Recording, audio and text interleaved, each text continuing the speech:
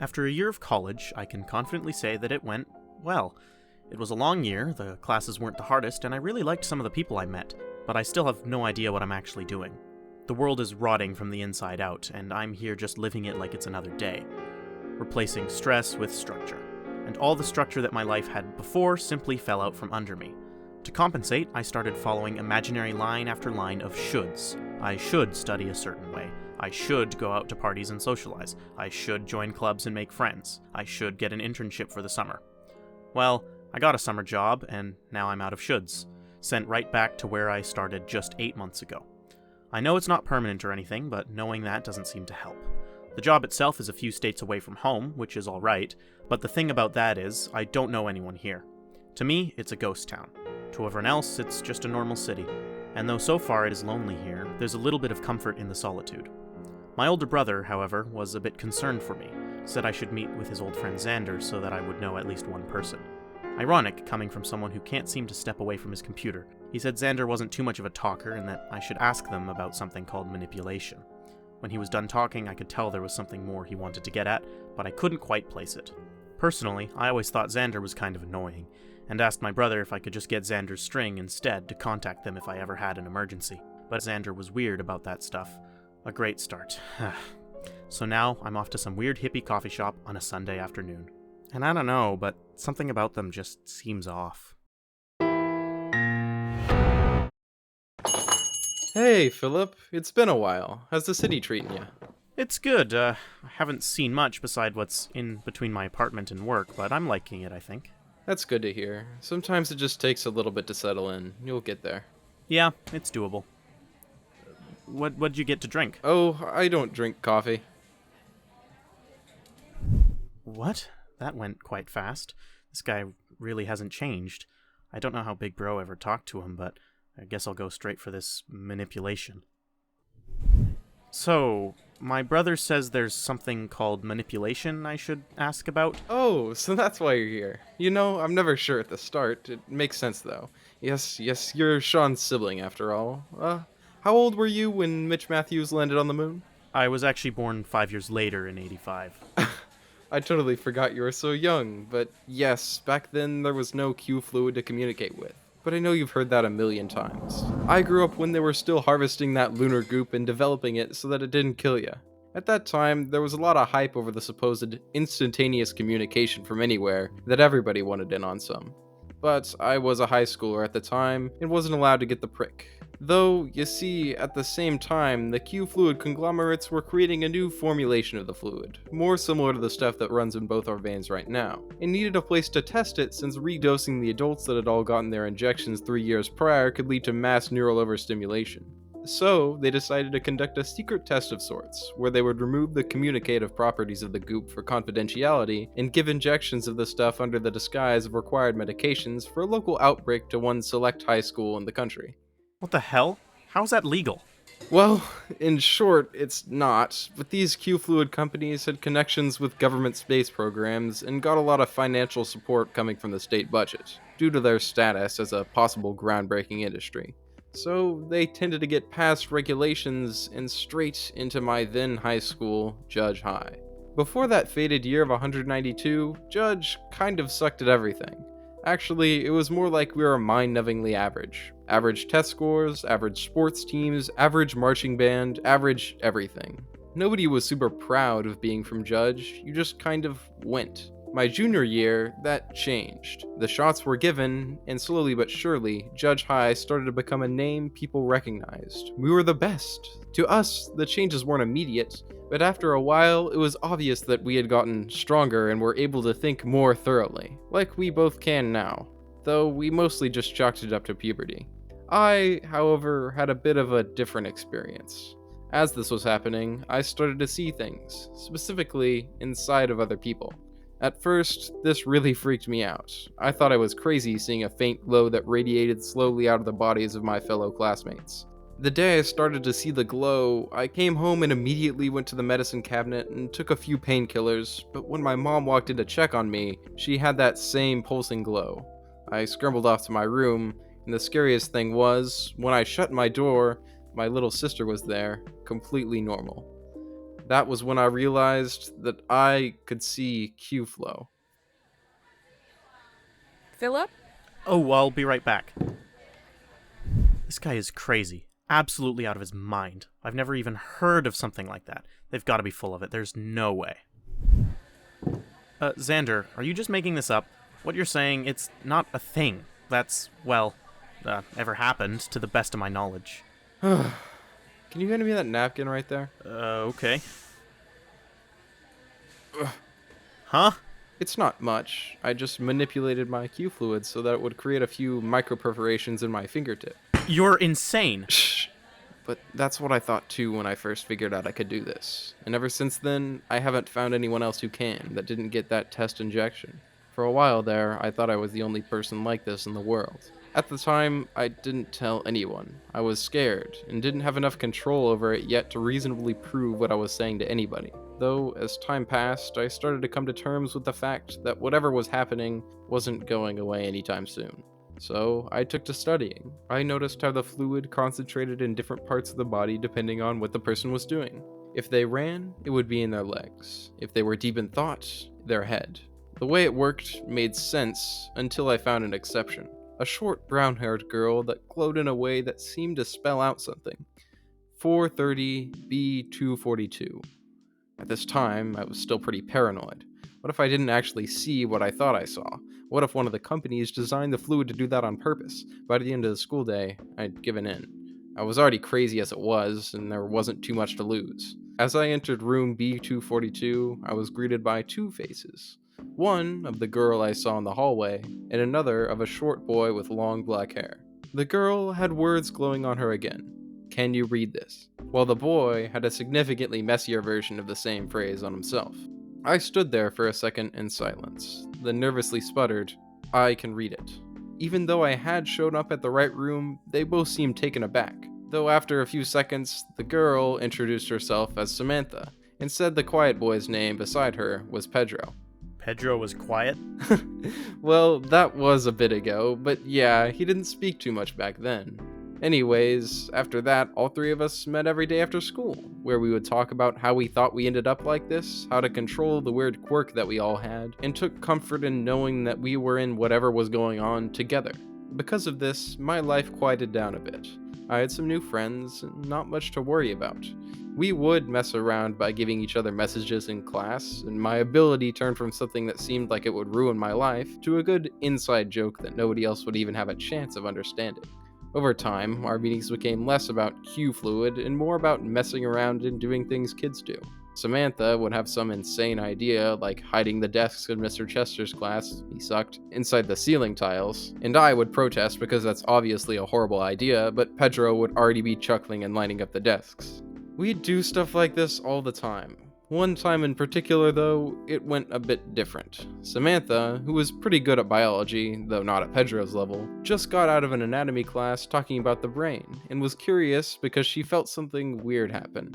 You see, usually during class, she would feel out what was being talked about using the control she had over a Q fluid. Say, the different ligaments and tendons in the shoulder to get a better idea of where they actually were. The brain lectures started out like this, as they traveled from the midbrain to the cerebral cortex, she explained. However, there was one spot in the middle of each side of the brain that Samantha couldn't contact at all. Honestly, when she told us this, I didn't really care. Pedro, however, reacted a bit different.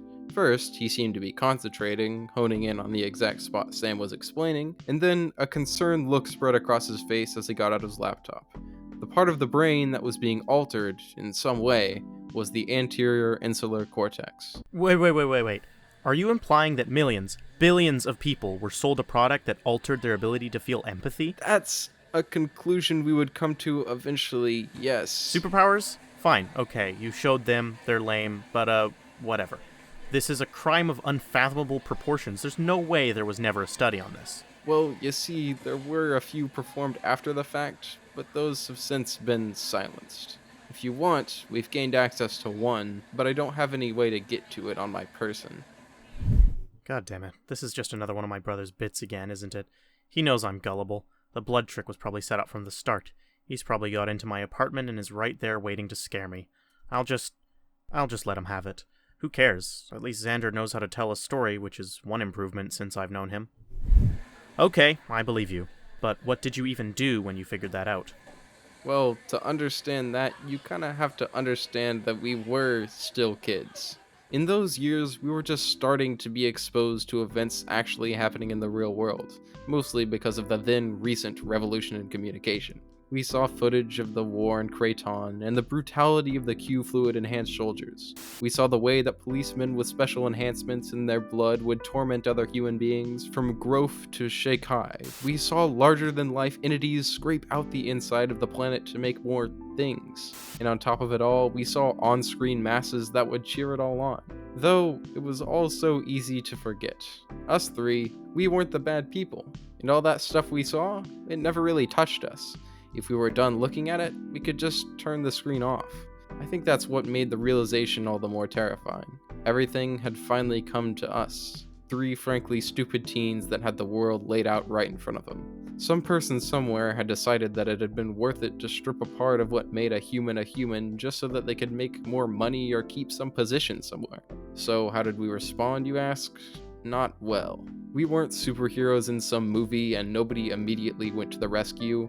I, for one, had a little crisis of purpose. I couldn't think straight for a few weeks and got extremely paranoid. Samantha, she was always tougher. She listened to me when I had to ramble and tried to learn a bit more about Q-Fluid to see if there was anything we could do, but Pedro had it the worst. We didn't see him for a while. He ended up doubling down on school. I think he was just trying to forget.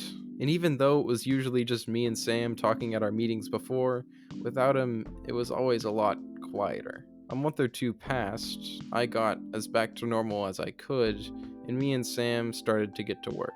There was nobody out there but us two at that point, and we were determined to do something even if we didn't know what it was. Once classes were done each day, we would go straight back to room B242 and attempt to learn some techniques, then teach the other person how to do them. After some time, we got into a pattern. Sam would focus on learning the stuff inside the body, and I would work on the out-of-body ones. Because of this, she was always better at doing things like focusing blood in an area to strengthen a muscle or stopping the heart while keeping a steady flow. And I was better at making small objects out of bone or isolating ingredients and getting them into others' bloodstreams with a touch. It all sounds cool, but it took months just to get okay at, and even then, most of our techniques hurt a lot to actually pull off. When we didn't have control, sometimes we do some of the things we learned without even trying. For Samantha, all this meant was that every once in a while in gym she would start doing too good, running too fast, lifting too much. But for me, accidentally popping holes in my skin and bleeding everywhere was a bit more noticeable. Suffice it to say, I couldn't wear my favorite white sweater for a while.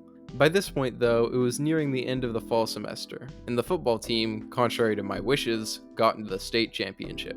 You see, I'd been blowing off going to football games for the band for practically the entire season, but I knew that even I couldn't get out of this one without someone figuring it out. So I was forced to skip our last few meetings of the semester and opted to text Samantha about any progress I made in terms of our still newish abilities. To be completely honest, I spent most of that time on the bus in that rickety motel asking for tips on how I could spend less effort blowing into my trumpet. Otherwise, I was gonna have to fake it, and that would be mind-numbingly boring. So, the night of the game, the whole band sauntered into the stands and started playing our school's fight song. Then, the ball went flying. High school football was never too interesting to me. The teams we played were never usually anything special, but this time my eyes were glued to the field. It was a close game, but not in the way it usually was, where whoever made more mistakes determined the victor. Now, it seemed that the mistakes I'd grown accustomed to were ironed out, and the game had grown into more of a competition of creativity. Sometimes I would even forget I was supposed to be playing an instrument and have to put the mouthpiece to my lips while I figured out what song was playing. By the time the third quarter began, it was still close, and like I'd guessed, my mouth was starting to run out of steam. So I gave it a little Q-fluid-backed push. Right as I did this, I felt something. Something different. I wasn't sure. I thought maybe I was just tired and brushed it off. Then, as I focused more Q-fluid, it happened again. Then again, and again. It wasn't anything to do with my mouth. It was a pair of eyes, cloaked in something, watching. I couldn't quite tell where they were coming from, until my vision landed on a petite police officer with large, odd-looking goggles staring right at me. Immediately, the game disappeared. All I could focus on was the terror of being watched and the subsequent gut-wrenching feeling. I stumbled out of the stands to the bathroom, then from behind me I heard, "Sir, may I please see your ticket?" I stood, frozen. I had no ticket. I was in a band uniform. I was obviously meant to be there. "ID, please," he asked. I shrank and shakily showed him my scratched school ID. He nodded. "You're free to go." I scrambled into the closest stall, and the only feeling I had was that of someone who's about to throw up. Did they know about me? What I could do? What I planned to do? Was it just random? A coincidence? Did the goggles even do anything? I spiraled. The lack of any concrete knowledge was eating me alive. When the final whistle blew, I got onto the bus, but my mind kept going. To make it all stop, I forced myself to sleep.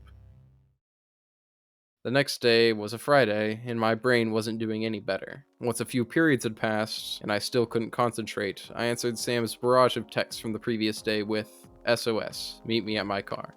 And as I drove around, I explained what happened, and how I felt. She empathized, told me it was at most a suspicion, and that they had nothing to back it up with. We were in it together. Was it really that scary? I mean, I know how you're describing it, but it was just 2 questions, and they weren't even about anything. At least for me, it was. When someone has the ability to change your life for the worse with a snap of their fingers, and you're there alone with something about you that makes it more likely for them to do it, whether it's something you can hide or something you can't, it's scary. At least it was for me. All I've learned since then to do was keep a cool face, but the feelings stayed the same ever since. This part at least seems real. Not gonna lie, the sincerity of that part surprised me. So, what did you end up doing? After that incident, we had to change things up. Winter break was starting, and there was still no Pedro. Just me and Sam at an old parking garage that we had found next to an old abandoned ice skating rink. There, we set some ground rules. No matter what, if something related to our abilities happens, then we only discuss it there. No texting, no calling, only in person at the garage. All the decisions we make have to be made together. There was no going at it alone. If we couldn't come to a consensus in a reasonable time, we would set it off to discuss later. And lastly, there was no telling anyone not connected about what we could do or what we were going to do.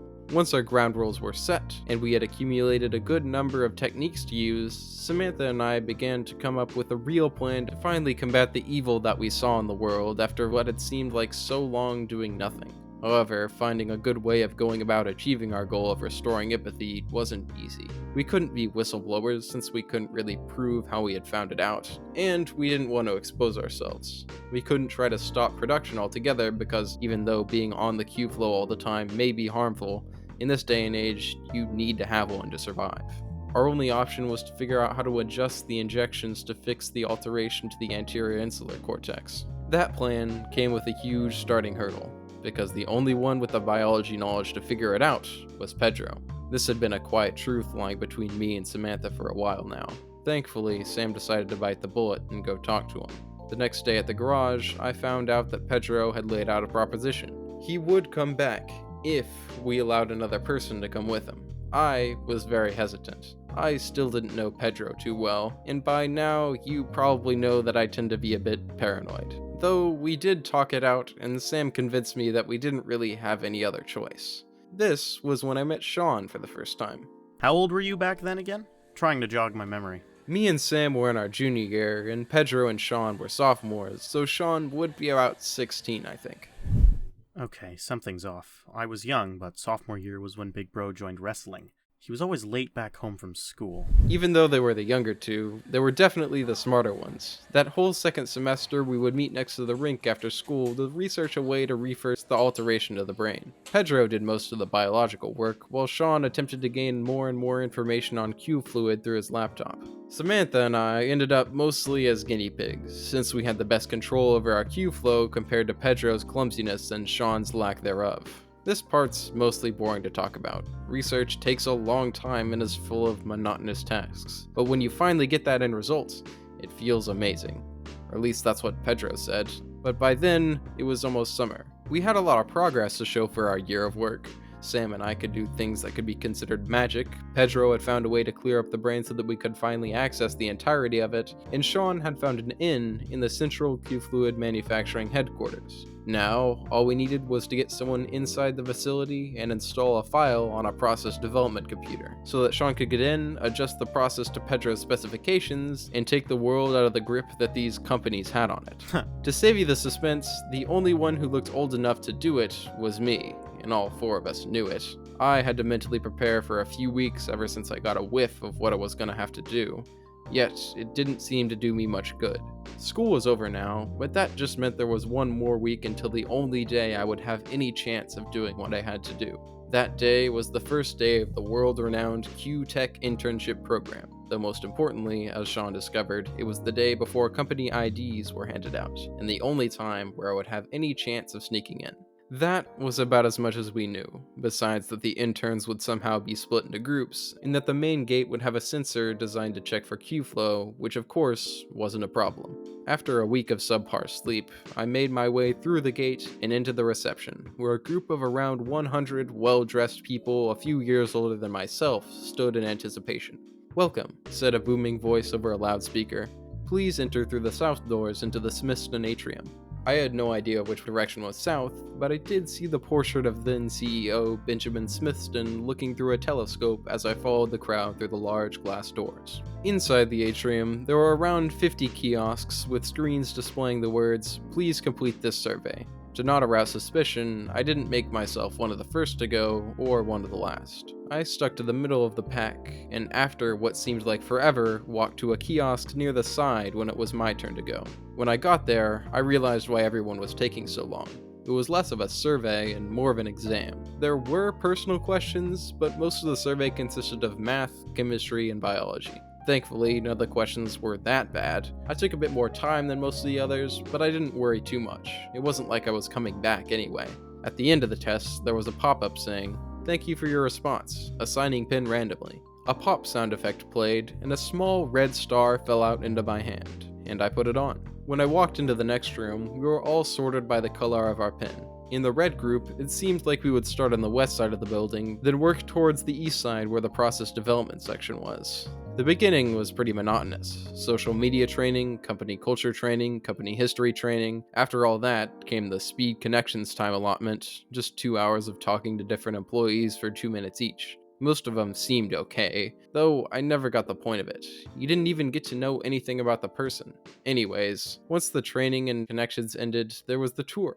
Finally, I was able to separate myself from the crowd as we got to the east side of the building and I found a computer out of view of the security guard by the back exit. It was a series of 2 downloads, and I was getting a bit worried that it would take too long, though thankfully the office computers were much faster than Sean's laptop, so they'd only be 10 minutes each, just enough time to regroup with the interns. When 9 minutes had passed and I was about to start the second download, I heard a voice from my left side.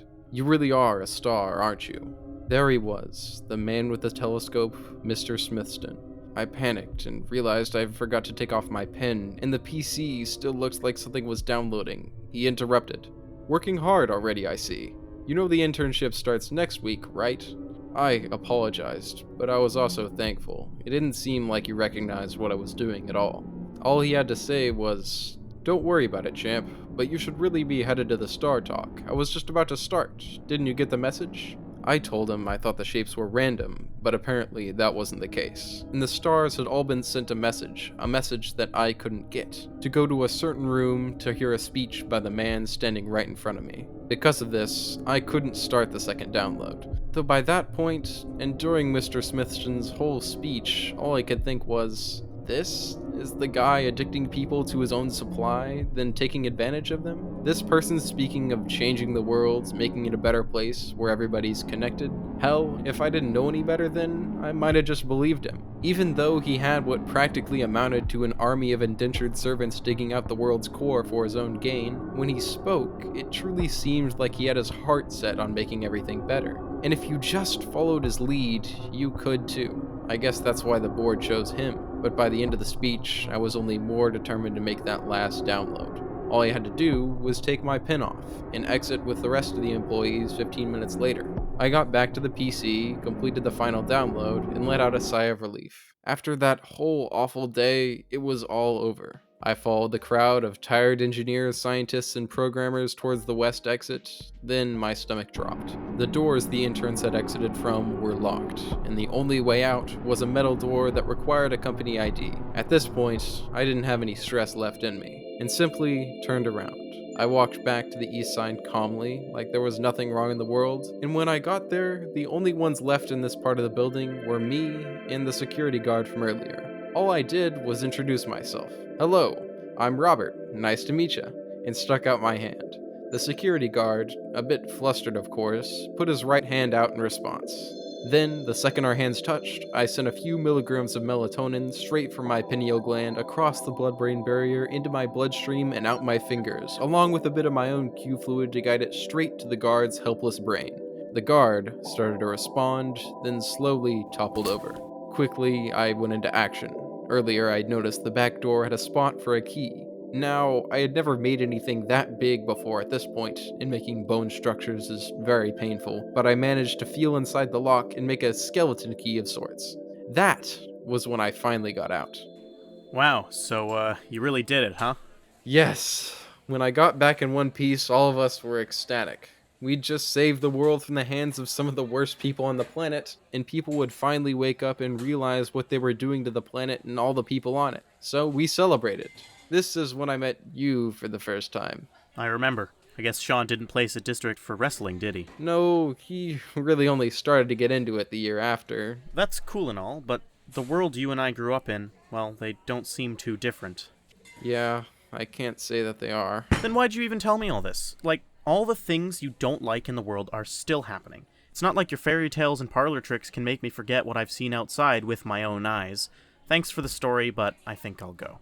Nice seeing you again, I guess. Wait. Can I show you one last thing? I'm sorry, please. Fine, go ahead.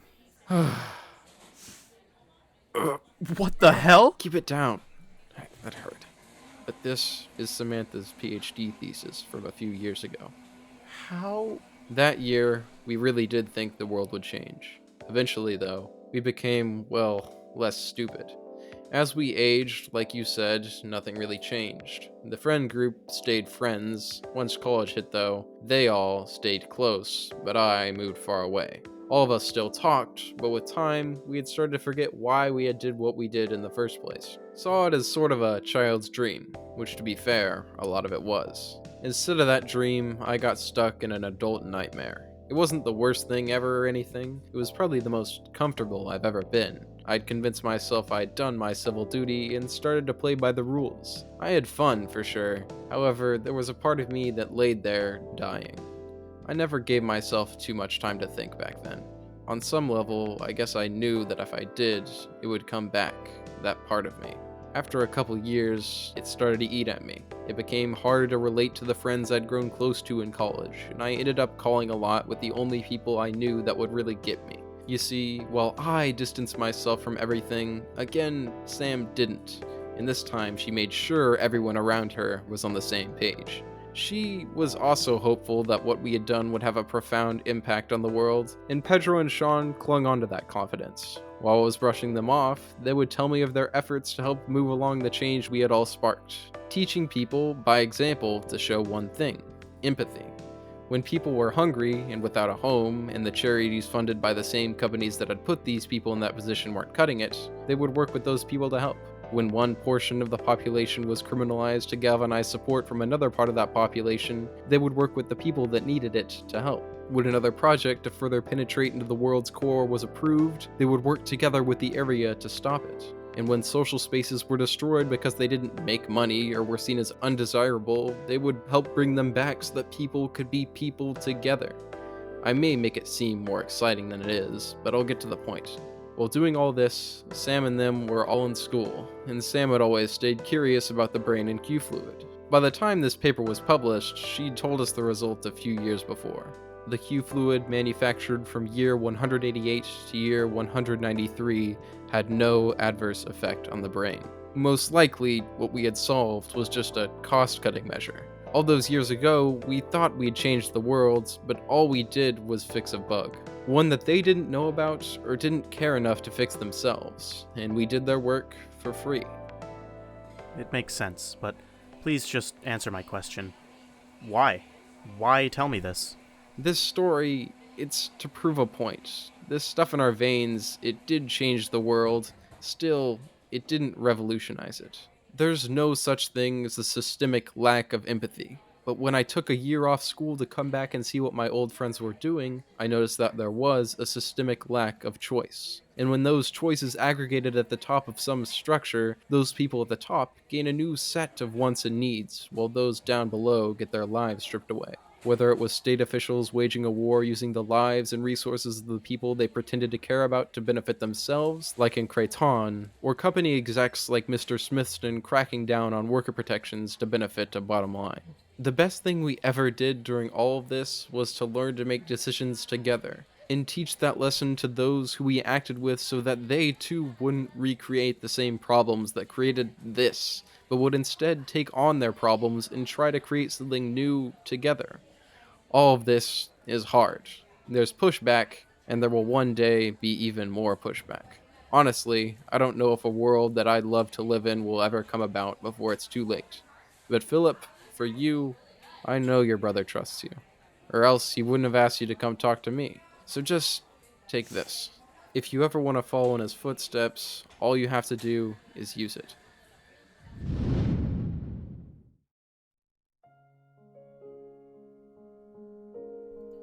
Even though I saw Xander and his fingers with my own eyes, part of it still doesn't feel real. Maybe it's not Xander's tricks, just the fact that Sean had been keeping something like this from me for half my life got me a bit too heated. Either way, I've got work tomorrow, and to tell you the truth, I'm not nervous at all. It seems a tad pointless, still, it'll probably be fine enough. I just can't muster enough feeling to care. Xander might be onto something with their critiques, even if they're a bit up in the clouds.